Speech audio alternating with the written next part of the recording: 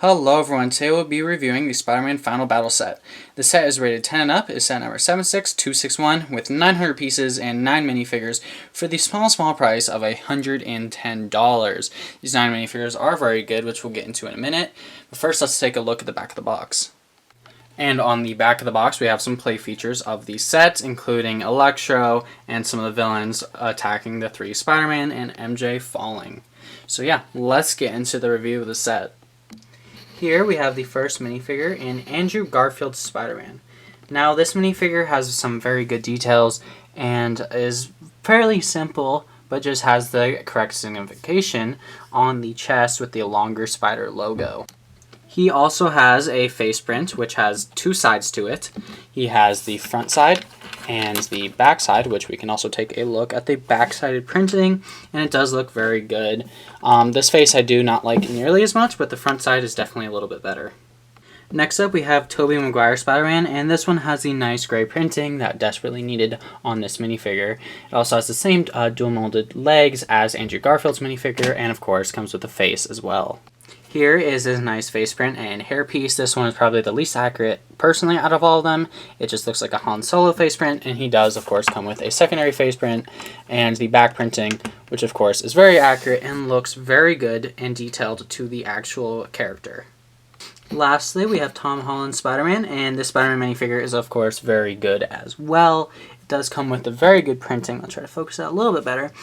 With the gold stripes as well, and has good back printing. Comes with a different face print as well to complement the minifigure, which does look very good. This one is my favorite that I like to use, but he also has a more scared expression, which does look very cool and accurate to Tom Holland. Next up we have Ned and MJ, and these 2 minifigures do look very good and very well detailed. Ned has his Leatherman's jacket and MJ just has a plain shirt. These 2 minifigures have mostly parts that are not unique to the set, however.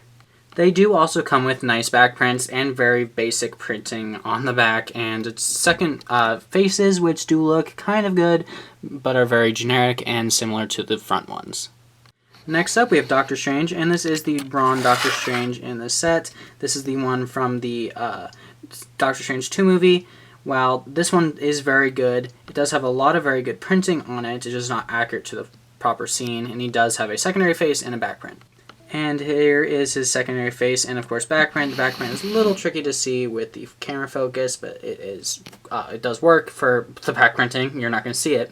One downside though with this minifigure that I do have is when you're trying to place on the cape and you actually have the hair the right way around, the cape will fly off. Well, the hair usually flies off. That one was kind of good, but it does come off. I just picked it off, which is a little frustrating for a minifigure, but still the cape is very good, and you can also place it on Ned for a movie accurate depiction of it, because the cape went to Ned as well, but still very good minifigure. Next up we have Green Goblin on his glider. He has very basic printing. Could have used dual mold legs or even just leg printing in general. He's holding one of the pumpkin bombs, and the glider is honestly very well detailed and looks very good. Sadly he did not come with this hood piece, but does have very nice goggles and very nice back printing. And here's the back printing I referred to, and here's also the back of the glider. It's very basic but very good. He has a very nice angry expression, which fits the minifigure very well. Next up we have Doc Ock, and this Doc Ock is very good, has very good printing all around, and is very similar to the one in Sam Raimi's Spider-Man 2. Has very good arms that are also very similar to the build in the original Sam Raimi Spider-Man sets, which released in about 2002, I want to say.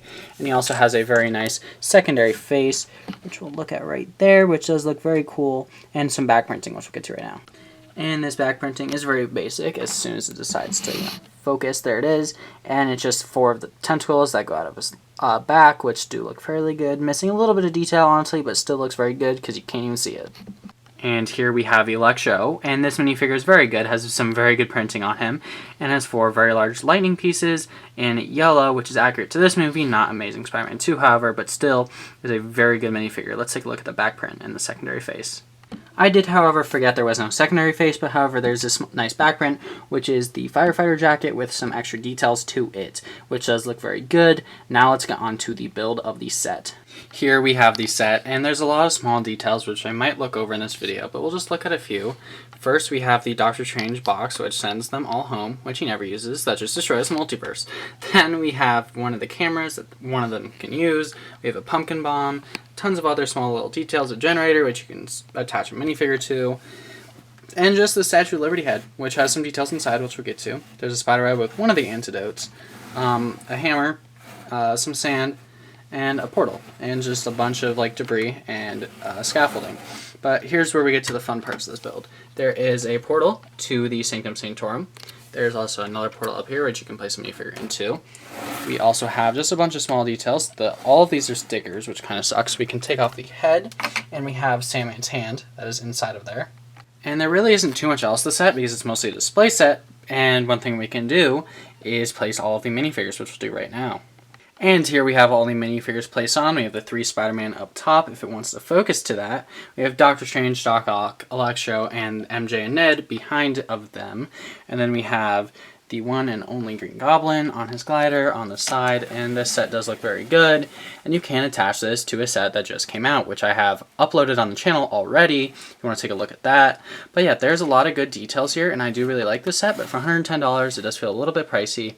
I would definitely wait for a sale if there is one. I seriously have not seen a sale on this set, so if there isn't a sale in the next year or two, definitely grab this before it retires, because these minifigures are going to like explode in price, especially the 3 Spider-Man, Doc Ock, and the Green Goblin, because these minifigures do not come in any other sets. So yeah, that is basically this review. Thank you so much for watching, and I'll see you all again soon. Goodbye.